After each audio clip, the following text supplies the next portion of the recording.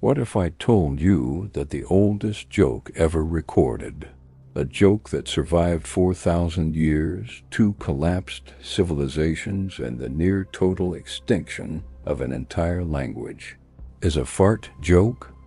Not a clever philosophical riddle, not a witty observation about kings or gods. A fart joke. Somewhere in ancient Mesopotamia, around 1900 BCE, a scribe pressed a reed stylus into wet clay, carefully carved out a punchline, let it dry in the desert sun, and accidentally created the most enduring piece of comedy in human history. And here's the part that should genuinely unsettle you.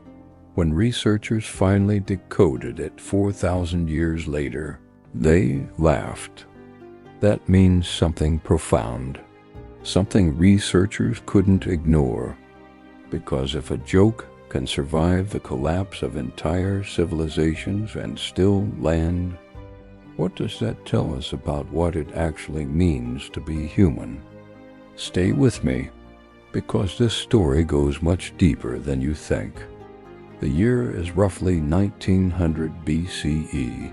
You are standing in southern Mesopotamia, the land we now call Iraq, in a civilization that already considers itself ancient.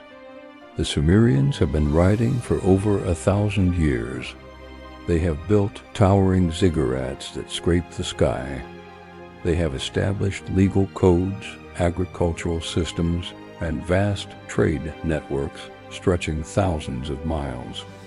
These are not primitive people sitting around campfires. These are sophisticated, literate, funny people. And in a scribal school somewhere in this world, possibly the ancient city of Nippur, one of Mesopotamia's greatest cultural centers, a student or teacher picks up a reed stylus, presses it into a soft clay tablet, and begins writing. But they are not writing a hymn to a god. They are not recording grain inventories or legal contracts, the things we typically associate with ancient writing.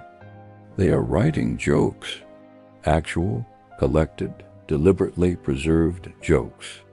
This tablet would eventually be buried, forgotten, and baked hard by centuries of desert heat. It would survive wars, floods, and the complete disappearance of the civilization that created it. Millennia later, archaeologists would dig it out of the earth, dust it off, and hand it to a team of linguistic scholars at the University of Wolverhampton, led by Dr. Paul MacDonald. And when they finally translated it, when they worked through the cuneiform symbols etched into that ancient clay, they found a punchline that made them pause, blink, and then quietly start laughing. This is the story of the world's oldest joke, and it is not what anyone expected. Here is the challenge that makes this discovery so fascinating and so historically significant. For most of human history, we assumed that humor was a modern refinement, a sign of cultural sophistication that evolved slowly over centuries. The ancient world in our collective imagination was serious, brutal, concerned with survival, religion, and conquest. The idea that ancient people told jokes, recorded jokes, collected jokes, fundamentally disrupted that assumption. But there was a deeper problem facing researchers. Humor is one of the hardest things to translate across time and culture. A joke depends on shared context, shared references, shared taboos. A punchline that destroys a room in one century can land completely flat or become incomprehensible just 50 years later. Translating humor across 4,000 years and 2 dead languages? Many scholars considered it nearly impossible. Dr. MacDonald's team wasn't just translating words. They were attempting to translate laughter itself. And the Sumerian language presented unique obstacles. Cuneiform wasn't an alphabet. It was a complex system of hundreds of wedge-shaped symbols representing syllables, words, and concepts. Many symbols had multiple meanings depending on context. Many words had no modern equivalent whatsoever. So when researchers began working through the so-called Sumerian Jokebook, a collection of proverbs and humorous sayings from the old Babylonian period, they knew they were navigating a linguistic minefield. The real question wasn't just, can we read this? It was, will it still be funny? Imagine the atmosphere of a Sumerian scribal school called an edaba or tablet house. The air smells of damp clay and wood smoke. Young scribes sit in rows hunched over their tablets, carefully practicing their symbols. Learning to write in ancient Mesopotamia was an exhaustive, years-long process reserved for the elite. And yet, embedded within the serious curriculum, between mathematical tables and hymns to the moon god Nana, were jokes, deliberately preserved, deliberately taught, because humor, it turns out, was considered part of a complete education. When Dr. MacDonald's team began cataloging these ancient joke books, they found something remarkable. The humor wasn't random. It followed recognizable structures: setup, subverted expectation, punchline, the same architecture that powers comedy today. There were jokes about dogs, about marriage, about poverty. Some were bawdy, some were satirical, some mocked authority. Sound familiar? But one joke stood above the others. The oldest, most clearly identifiable joke in recorded human history.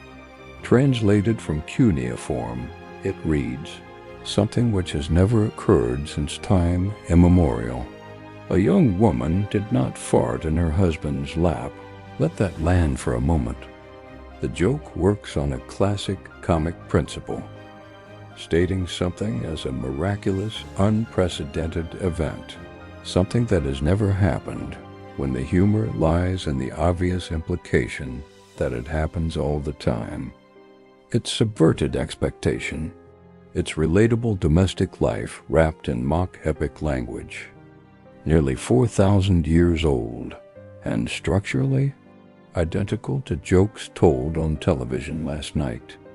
The moment Dr. MacDonald's team published their findings, something unexpected happened. The world laughed. News outlets across the globe picked up the story. Headlines appeared in dozens of languages. And the almost universal reaction wasn't scholarly interest. It was genuine, spontaneous amusement. People read a joke from 1900 BCE and found it funny. Not funny for its age. Not interesting in an academic sense. Actually genuinely, instinctively funny. That moment, that collective laugh echoing across the internet in the 21st century, was arguably more significant than the discovery itself. Because here's what it revealed. Beneath every cultural difference, every linguistic barrier, every millennium of separation, human beings share a fundamental comedic sensibility. We find the same things funny. We use humor to process the same experiences: marriage, bodily functions, the gap between how we present ourselves and who we actually are. The Sumerians didn't know their civilization would collapse. They didn't know their language would die. They didn't know that their cities would be buried under desert sand for thousands of years. But they sat down, pressed jokes into clay, and preserved something that would outlast everything else they built. Their ziggurats crumbled. Their empire fell. Their language vanished so completely that it took modern scholars centuries to decode it. But their laughter survived. That is the twist no one saw coming. The most indestructible thing the ancient world left behind wasn't a palace or a pyramid. It was a punchline. Today, that clay tablet sits as one of the most quietly revolutionary artifacts in the history of archaeology. It's housed and referenced in academic collections, cited in studies of ancient literature, and discussed in university linguistics courses around the world.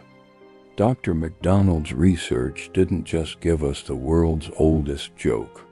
It fundamentally changed how we understand ancient peoples. It forced scholars to reconsider the richness of everyday Sumerian life. The laughter in their homes, the playfulness in their schools, the very human need to share a joke with someone sitting next to you. It also raises a question worth sitting with. If humor has remained this consistent for 4,000 years, if the same joke structure, the same subject matter, the same comedic instincts exist across that vast stretch of time, what does that say about human nature itself?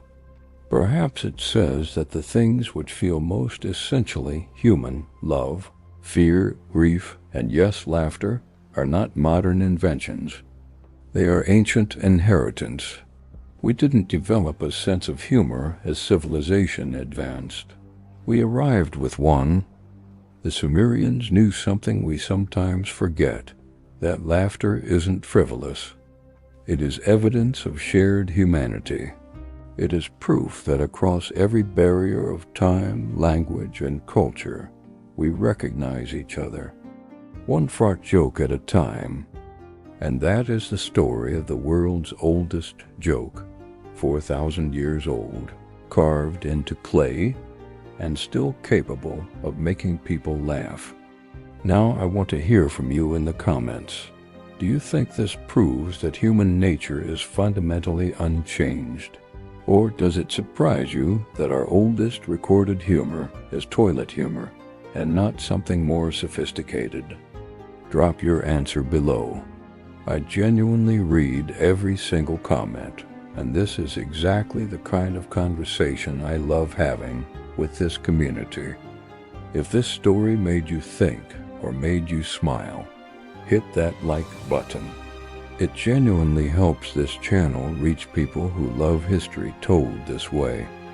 And subscribe if you haven't already, because next time we're going even deeper into the ancient world, uncovering a mystery that stumped archaeologists for over a century, hiding in plain sight inside one of history's most famous ruins. You don't want to miss that one.